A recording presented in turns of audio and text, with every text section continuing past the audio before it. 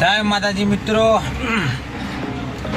આજ તો ભરી લાલ થઈ ગઈ છે કારણ કે અમદાવાદ કાલુપુર બ્રિજ પર એટલું બધું ટ્રાફિક છે કે એની વાત જ નહીં. તમે જુઓ તો અડધા કલાકથી ઊભો છું. તમે ટ્રાફિક જો ખાલી ભરી લાલ થઈને પડી છે.